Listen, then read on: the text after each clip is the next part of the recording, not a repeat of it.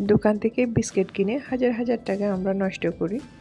তো এরকম মজাদার বিস্কিট যদি আমরা বাসায় বানাতে পারি তাহলে দোকান থেকে আর কিনে খাওয়ার কোনো প্রয়োজন পড়ে না। এত সুন্দর এত মজার বিস্কিট। তো আমি কিভাবে বানিয়েছি এই বিস্কিটটা আপনারা বাচ্চাদের অনায়াসে দিতে পারেন।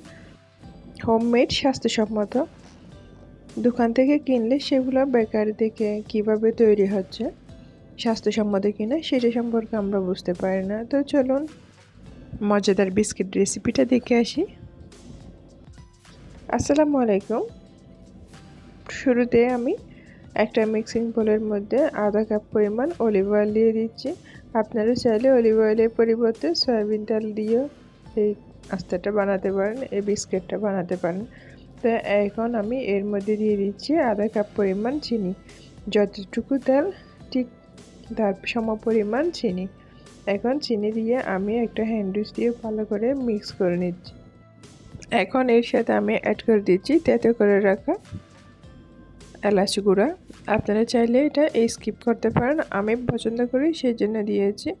এবং দিয়েছি হাফ টিস্পুন বেকিং পাউডার এবং দিয়েছি আধা কাপ পরিমাণ সুজি এবং এর সাথে অ্যাড করে দিয়েছি 1 কাপ পরিমাণ ময়দা। আপনারা চাইলে ময়দার পরিবর্তে আটাও ইউজ করতে পারেন। এখন এর মধ্যে আমি অ্যাড করে দিচ্ছি 3 টেবিল স্পুন গুঁড়া দুধ। এখন গুঁড়া দুধ দিয়ে আমি সব উপকরণ স্প্যাচুলা দিয়ে ভালো করে মিক্স করে আস্তে আস্তে একটা ডো করে নিব।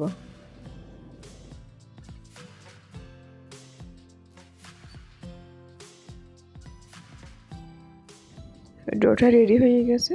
এখন এটা আমি আর একটা প্লেটের মধ্যে নিয়ে নিচ্ছি যাতে বিস্কিটগুলো বানাতে সুবিধা হয়।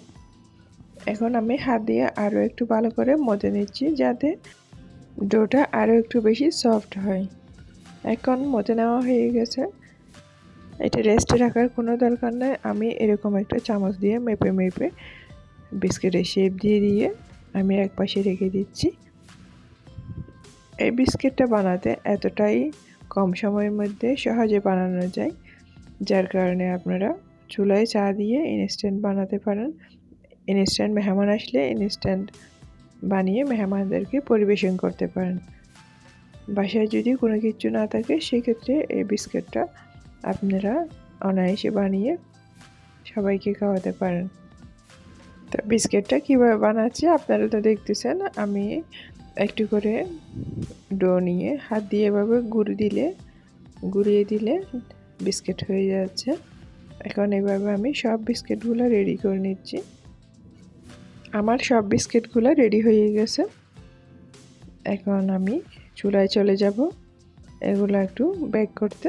তো চুলায় আমি একটা ফ্রাই প্যানে আমি হিট করে নিচ্ছি আর এদিকে একটা ট্রেতে আমি তেল ব্রাশ করে দিচ্ছি। আপনারা চাইলে ঘিও ব্রাশ করে দিতে পারেন। এখন তেল ব্রাশ করে দেওয়ার পর এর উপর আমি এই যে বিস্কিটগুলো একটা একটা করে দিয়ে দিব।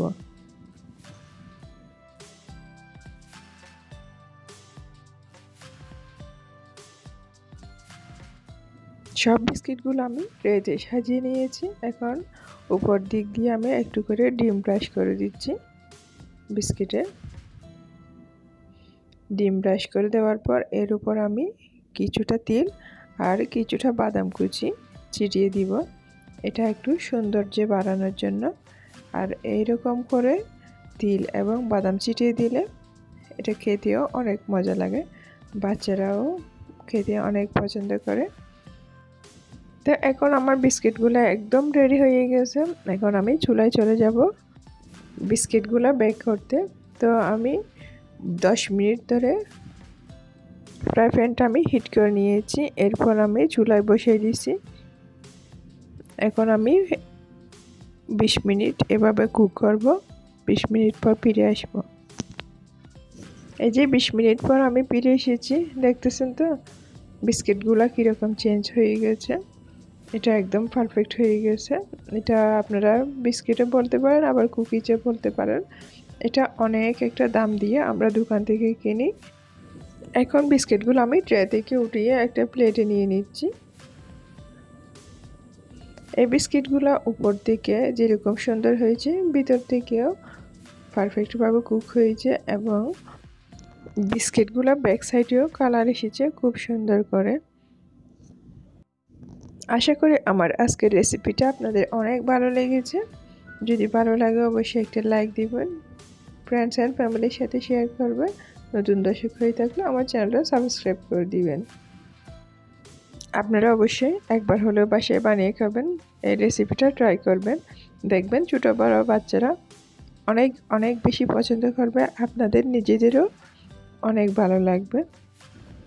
বিস্কিটের ব্যাক সাইডটা আমি একটু করে দেখাচ্ছি, এটা কতটা সুন্দর হয়েছে। এই যে উপরটা যেরকম সুন্দর হয়েছে ব্যাক সাইডটাও ঠিক একইভাবে কালার এসেছে, আর বিস্কিটটাও খেতে অনেক মজা হয়েছে। একটা বিস্কিট ভেঙে আমি আপনাদেরকে দেখাচ্ছি, দেখলেন তো বিস্কিটটা কতটা সুন্দর হয়েছে। আজ এই পর্যন্ত, আবার অন্য কোনো রেসিপি নিয়ে আপনাদের কাছে আসবো ফিরে। তো সবাই ভালো থাকবেন, সুস্থ থাকবেন, সবাই সবার জন্য দোয়া করবেন। আসসালামু আলাইকুম।